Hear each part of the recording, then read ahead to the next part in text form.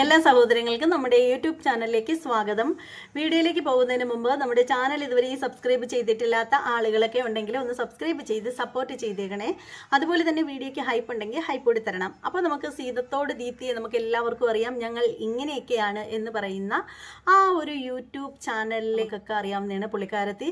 ഒരുപാട് പാവപ്പെട്ട ജനങ്ങൾക്ക്, ആദിവാസി കുടുംബങ്ങൾക്ക് വേണ്ടിയിട്ട് ഒരുപാട് സഹായങ്ങളൊക്കെ ചെയ്തു കൊടുക്കുന്ന വ്യക്തിയാണ് ദീപ്തി. അതുപോലെ തന്നെ പുള്ളിക്കാരത്തി നേരത്തെ അജിത എന്ന് പറയുന്ന ആ ഒരു ഫാമിലിയെ, അതായത് 2 കുട്ടികളും അമ്മയും ഒക്കെ അടങ്ങുന്ന 3 കുട്ടികളുണ്ട് ഈ പറയുന്ന അജിതയ്ക്ക്. അപ്പോൾ അവരെ കൊണ്ടുവന്നിട്ട് അവർക്ക് 10 സെൻറ്റ് പുരയുടെ ഒക്കെ വാങ്ങിച്ച് കൊടുത്ത് അവർക്ക് താൽക്കാലികമായിട്ട് കിടക്കാൻ ഒരു വീടും ഒക്കെ സെറ്റാക്കി കൊടുത്ത വ്യക്തിയാണ് നമ്മുടെ ദീപ്തി.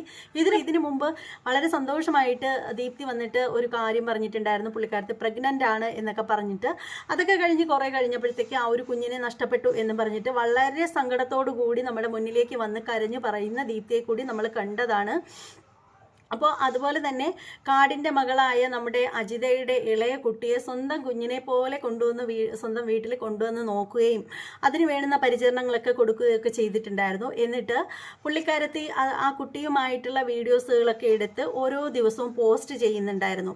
അപ്പോൾ ഇതൊക്കെ കണ്ടിട്ട് കുറേ അധികം ആളുകൾക്ക് കുരുപൊട്ടിയിട്ടുണ്ടായിരുന്നു. ദീപ്തി ആ ഒരു കുഞ്ഞിനെ വെച്ചിട്ട് പണമുണ്ടാക്കുന്നു എന്നൊക്കെയുള്ള രീതിയിൽ കാര്യങ്ങളൊക്കെ വന്നു. അങ്ങനെ പിന്നീട് ഒടുവിൽ ചിലരുടെയൊക്കെ ഇടപെടൽ മൂലം ആ ഒരു കുഞ്ഞിനെ തിരിച്ച് അജിതയ്ക്ക് കൈമാറുകയാണ് ഉണ്ടായിരുന്നത്. കാരണം ചെറിയ കുട്ടികളുടെ വീഡിയോ ഒക്കെ അങ്ങനെ പ്രചരിക്കുന്നത് തെറ്റാണല്ലോ. അപ്പോൾ അതുകൊണ്ട് തന്നെ അതേസമയം സ്വന്തം പാരൻസിനാണെങ്കിൽ അത് വിഷയമല്ല. പക്ഷെ മറ്റൊരു കുട്ടി ആവുമ്പോഴത്തേക്ക് അതിനെതിരെ ആളുകൾ പരാതിയുമായിട്ടൊക്കെ രംഗത്ത് പോയി കഴിഞ്ഞാൽ അത് പ്രശ്നമാണ്. അപ്പോൾ അവിടെ വന്നൊരു കംപ്ലൈൻ്റ് എന്ന് പറഞ്ഞാൽ തീരെ ചെറിയ കുട്ടിയെ പിന്നെ ഇതുപോലെ മറ്റൊരാൾക്ക് കൈമാറാൻ പാടില്ല എന്നുള്ളൊരു വിഷയം അവിടെ വന്നു. അങ്ങനെ പിന്നീട് ഒടുവിൽ ആ ഒരു കുഞ്ഞിനെ അജിതയ്ക്ക് തിരികെ കൊടുക്കുന്ന ആ ഒരു അവസ്ഥയിലേക്ക് വന്നിരിക്കുകയായിരുന്നു.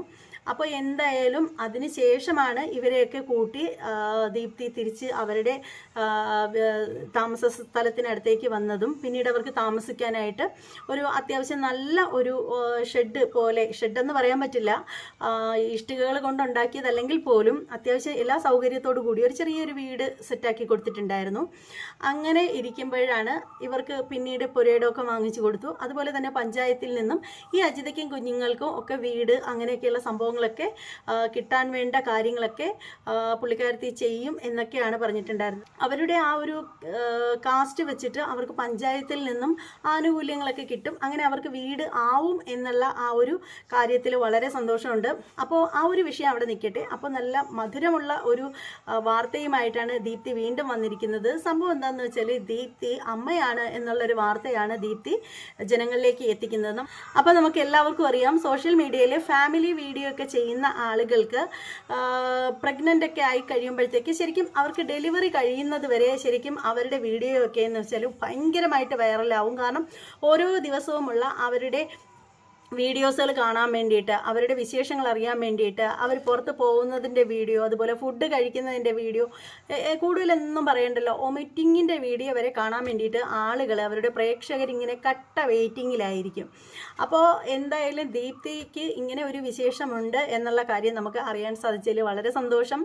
അപ്പോൾ നല്ല ആരോഗ്യമുള്ള ഒരു കുഞ്ഞിന് ജന്മം കൊടുക്കട്ടെ ദീപ്തി. അതുപോലെ തന്നെ പറയാനുള്ളൊരു കാര്യമെന്ന് വെച്ചാൽ വളരെയധികം ആരോഗ്യം ശ്രദ്ധിക്കേണ്ട ഒരു കാര്യമാണ്. അപ്പോൾ പുള്ളിക്കാരത്തി എന്തായാലും ഈ ഒരു വിഷയത്തെക്കുറിച്ചിട്ട് സംസാരിക്കുന്നത് കേട്ടിട്ട് വരാം.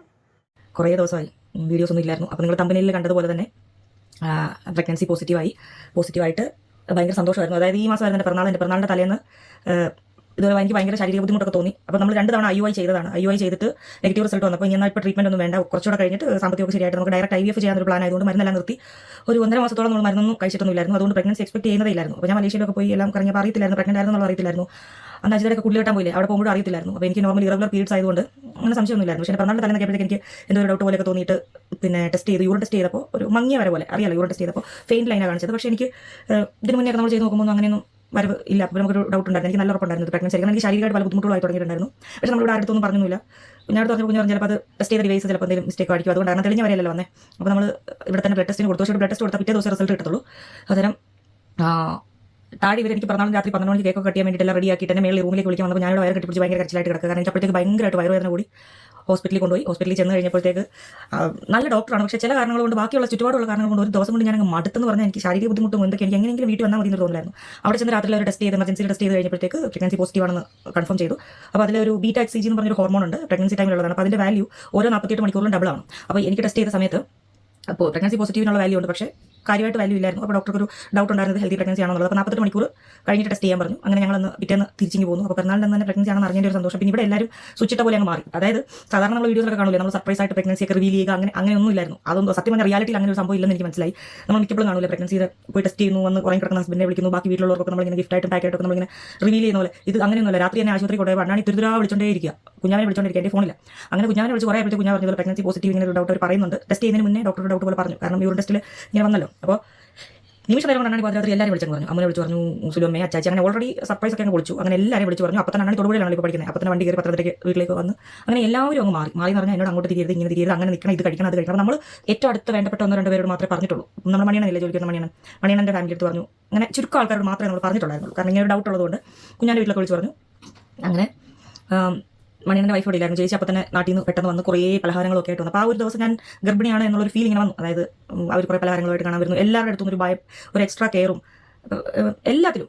പിന്നെ പൊതുവേ കുഞ്ഞാവ ഒരു നല്ല രീതിയിൽ തന്നെയാണ് എല്ലാ കാര്യങ്ങളും നമുക്ക് ചെയ്യുന്നത്. പക്ഷേ ഒരു ഡബിളായിട്ട് നമുക്ക് തോന്നും ചെയ്യുന്ന കാര്യങ്ങളൊക്കെ ഒരു എന്ത് വേണം. അപ്പോഴത്തേക്ക് എനിക്കും തോന്നി തുടങ്ങി അത് വേണം ഇത് വേണം. ഞാനും പറയും. അപ്പോൾ കണ്ണാപ്പി ഓടി പോയിക്കൊണ്ടും കുഞ്ഞാവ് പോകുന്നു, അച്ചാച്ചി പോകുന്നു, അണ്ണാണ്. അപ്പോൾ എല്ലാവരും ഉറപ്പിച്ചു. അപ്പോൾ കിടുവാണെങ്കിൽ മിനിറ്റിന് ഇങ്ങനെ വയറിൽ തലോടും. അപ്പോൾ അനിയത്തി മതി, അനിയൻ ചെക്ക ശരിയാവില്ല, വഴക്കുണ്ടാക്കും. അപ്പോൾ പെങ്കൊച്ചു മതി, ഇങ്ങനെ ഇടയ്ക്കെല്ലാം വരും. വൈകിട്ട് തുമ്മ തരിക, വൈകിട്ട് ഹൈഫൈ കൊടുക്കുക, തലോടുക, ഇങ്ങനെ കുറേ പരിപാടിയൊക്കെ ഉണ്ടായിരുന്നു.